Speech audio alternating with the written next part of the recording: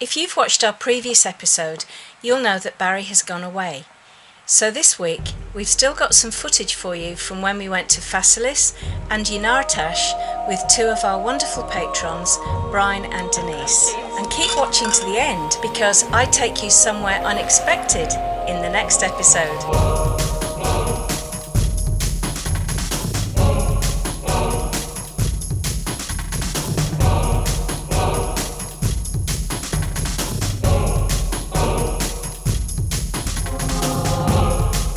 I'm Barry. I'm Ansha. This is the continuing journey of Sailing ABC. Before we meet two of our patrons and take you round a couple of beautiful sites in Turkey, we'd like to welcome two new patrons who've been following us for a long time and supporting us as well. Mark and Margaret Bonington, and they're from SY Callisto. Welcome you two. It's wonderful to have you aboard and part of our Sailing ABC family. Now, let's go to Phaselis. Today is a beautiful spring day, I guess you'd call it, because it's April now. And today we are going out with Bryan and Denise, who've been long-time subscribers and patrons of ours. And we're going to a place called Phaselis. Phaselis, yeah. And here's Bryan and Denise now. Morning. Good morning. Looking forward to a day out with you both. Yeah, we are too. Well, we had dinner last night, didn't we? But we didn't film. No. Because you guys are only here yesterday and today. Correct. Because you're just basically checking out Turkey For future reference. for future reference. Because your boat is getting built in Triguier. Right. We launched in about 3 weeks. Okay. And then we're going to head north with that. It's set up for cold water. All right. Cold temperatures. So we hope eventually to spend a season in the Arctic Circle. Wow. The Baltic. That's exciting. It'll be exciting. But we also might take a permanent mooring in Triguier and drink wine for the rest of our lives and eat That's cheese. Britain Correct. in France, Okay. in Europe. All right. Well, let's get into our chariot and head off to Phaselis. Okay.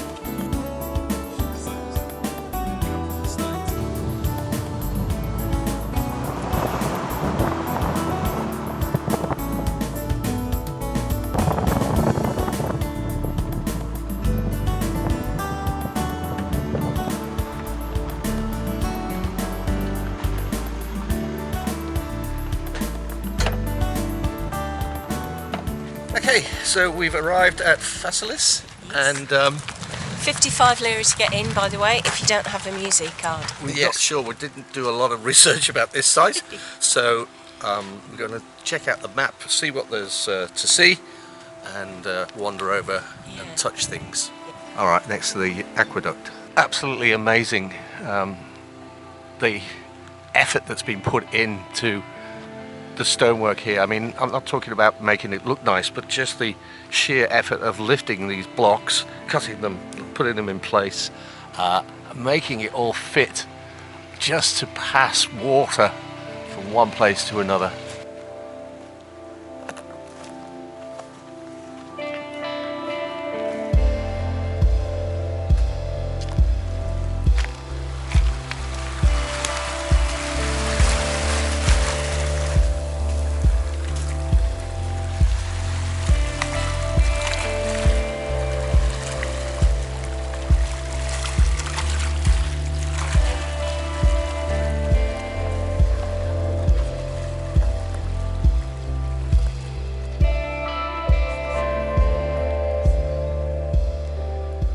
Phaselis is just a 5-minute drive further along the D400 from Olympos, and like Olympos, this was a seaport area, but once again things change as the rivers dry up and get silted up, and everything fell into ruin.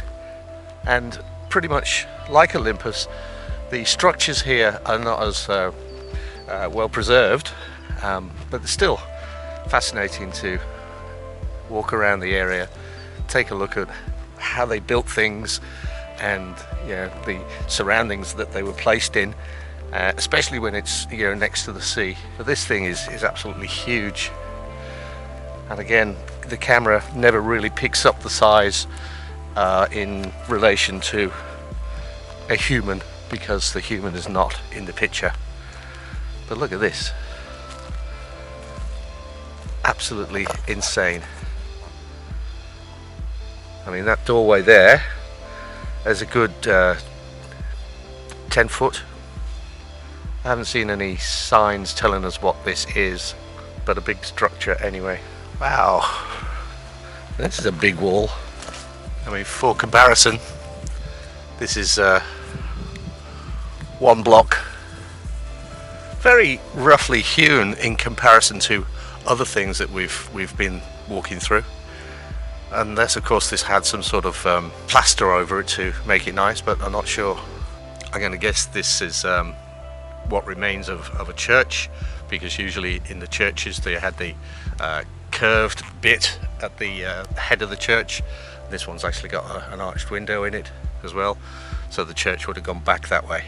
This is the curved portion, looking at it from the inside, and obviously, quite obviously, these trees were not there at the time that this building was in use. The side wall goes back that way. Where I'm standing, where the other side wall would have come through here, it's completely disappeared, and it's quite possible that, you know, as it got knocked about by an earthquake or something and tumbled down, that the locals picked up the stones to build houses of their own. What we're looking at here is another bathhouse. There's a room through there, a smaller chamber there, chamber here.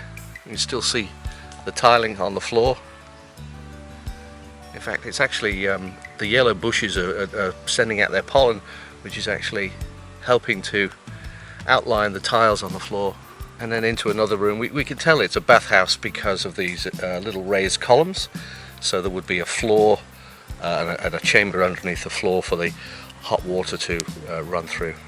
But an immense build, immense height in the structure. Don't fall over with the camera running, Baz, you'll look like an idiot.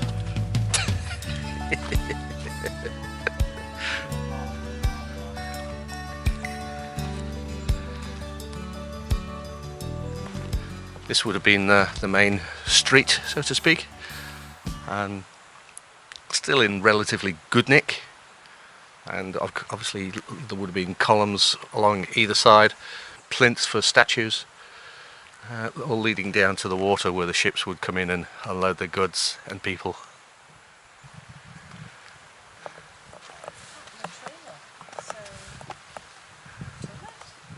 The sign there says latrina, which is latrine, which is the toilets, and it was very common in those days that toilets were a shared communal event, both men and women using the same area. Well, to could it be men and women? Yes. Okay. Just going for a wee then. You just want to hope that the person sitting next to you hadn't had a biryani the night before. But this setting for this town is really beautiful and peaceful.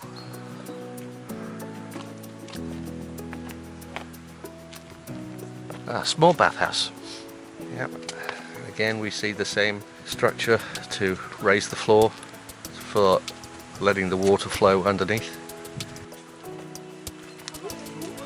I don't know if the bathhouses were run as an individual business or whether it was a publicly funded thing, but it just seems that, to me, to my mind, that to have so many bathhouses in the same location to be publicly funded wouldn't make sense. So I'm going to guess that they are individual businesses, and you'd go to one that you liked best, that gave the best service or charged the best price. So, not sure. So this site dates back to the 7th century BC. Wow. Possibly they retracted to the small peninsula on which Phaselis was, because it was convenient for transferring timber from the Taurus Mountains to the Mediterranean region. Oh yeah, because that place we visited was based on timber. Arikanda. Arikanda, yeah. True. So yeah. they would have chopped the trees down up there, brought them down here, put them on ships, and off they go. The more places we visit, the more the puzzle comes together. You can see how they all networked with each other, can't you? Yeah. Every ancient site we visit, we always find an amphitheatre of some sort. They vary in size, and the size of the amphitheatre has been a tool for calculating the population of the area. This one's quite small. In fact, it's the smallest one we've seen, apart from in the castle at Kekova. This is probably slightly smaller than the one in Kaş, but it's been devastated probably by an earthquake, so there's really not a lot left to it.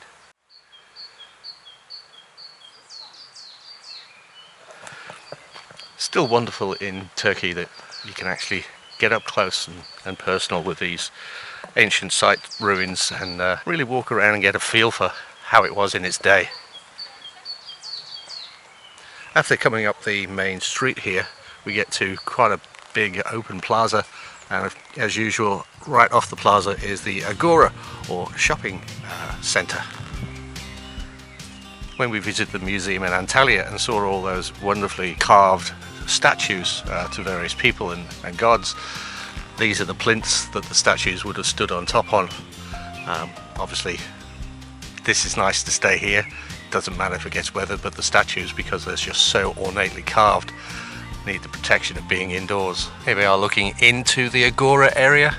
So there would have been a dozen or so different tradespeople selling their wares and goods. It's interesting to see that slowly but surely nature reclaims everything.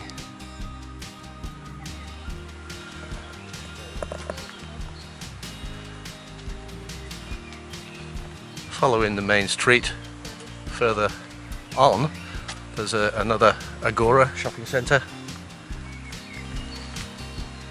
Let's go and have a look and see what's left of it. Not a lot. It's interesting though, just looking through the trees, you can see more ruins over there. Bits and pieces they've recovered, probably catalogued at some point over a long period of time, because the funding simply isn't there. These ancient sites are being restored to their former glory as best as possible. It's finding out which piece of the jigsaw goes with which piece of the jigsaw.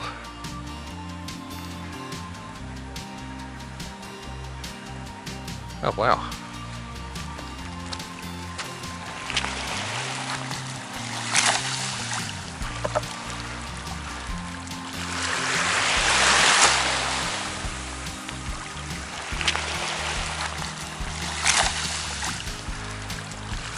I've got no signage to tell us what this is, but it's obviously the entrance to maybe a temple, maybe somebody's house, but it's got a grand view. This little gully here is littered with the remains of sarcophagi, and strange place to put them, because over time the water running down here from rainfall has caused the sides of the gully to collapse and all the tombs have fallen over. This is what I saw. I'm not sure. Yeah, some sort of crypt. Just to the left of that bus, we can see the final remains of the aqueduct, and we can imagine that when they built it, it must have come over here some way, and the land was further out at that point in time, and it's just eroded away over the centuries. And of course, whatever they built on, as it eroded away, the base would have gone, and the whole of the stonework would be into the water somewhere. I'm guessing it's only a question of time before this ends up in the drink.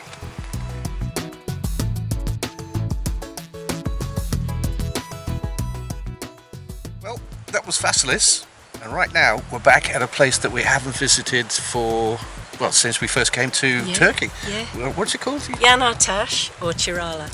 So basically it's the place where the naturally occurring gases escape through cracks in the rocks and are on fire, and they've been on fire for thousands of years. Eternally. Because the ancient sailors used to sail past the coast here, and they'd see the fires on the rocks, specifically at night, and go, right, we know where we are, we're nearly home.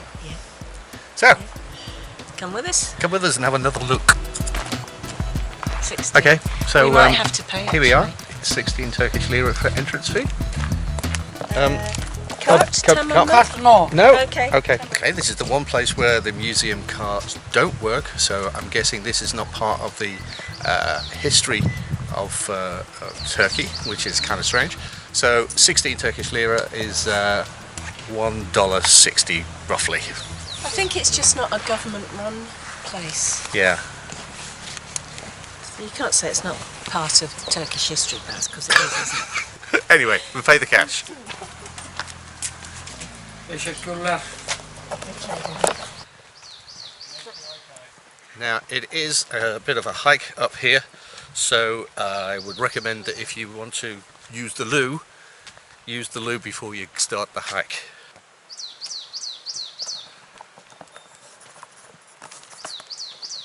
So this is also known as the eternal flame of Olympus. There's the analysis of the gas that's actually leaking out through the rocks. This is a picture of the monster that's attached to the legend of why there's fire coming out of the rocks. So we first visited this place in 2018, and I do remember this path now. Like I say, it's a bit of a hike to get up to the top, but well worth it when you get there. Good workout, hey?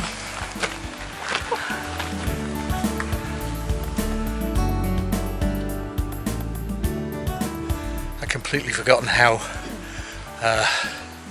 quite steep this climb is, and it's not summer yet. Temperatures are t-shirts and shorts weather, but still the exertion is breaking me out in a sweat, and there's still more to go. It's also quite interesting. Here we are, stopping every, I don't know, 15 meters or so just to get my breath back. And the people coming down, almost like a spring in their step coming down. Working with gravity is a lot easier. Here's a good sign that we're almost close to the top. We can see the ancient ruins here, and I think that's the base of the scree slope where the fires emit. So not too far now. I certainly wouldn't recommend coming up here if you have a heart condition, or in the height of summer when the temperatures can be like 37 degrees. Oh, I can see some fire already.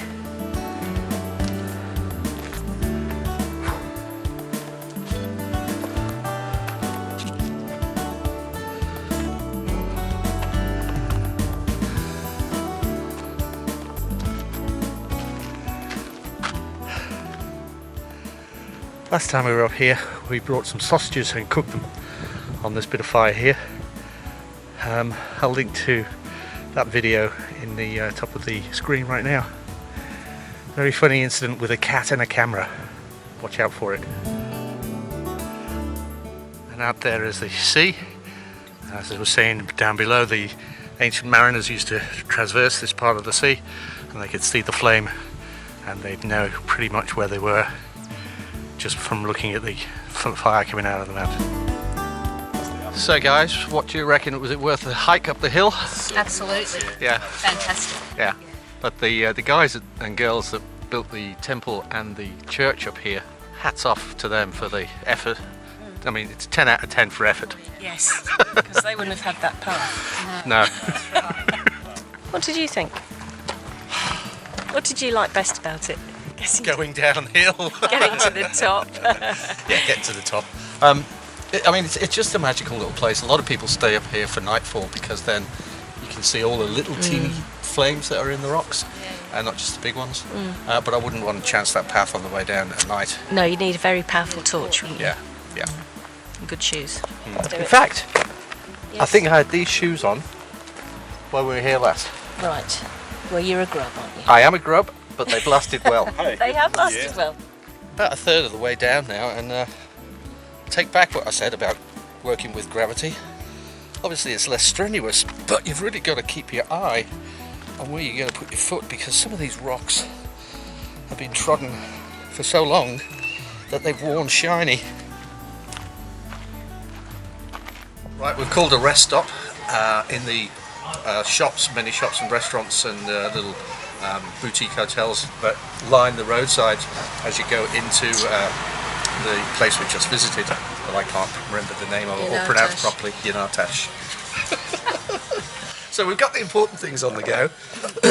We've got the beer and the wine, and we just ordered some food.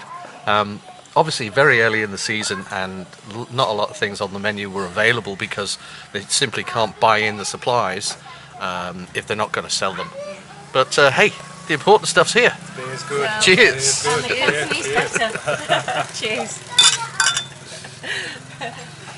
Okay, food over, chatting over, absolutely brilliant. Wonderful. Loved it. Time to go home now. Okay guys, well, it's time to say goodbye. I know you're heading off to Cash tomorrow. Oh, you'll love that place. Say hello to everyone for us. Smiley too. Smiley, yes indeed. It's been wonderful meeting you and checking out all the places we've checked out, and hopefully we can do it again. Yeah, absolutely. Yeah. Yeah. All the best with your own boat adventures. Yes. Thanks so much, guys. All right. Take it Right. easy. Thank you. Will do. Guess where I am? I'm in Cash. And guess where I'm going tomorrow? Have a look.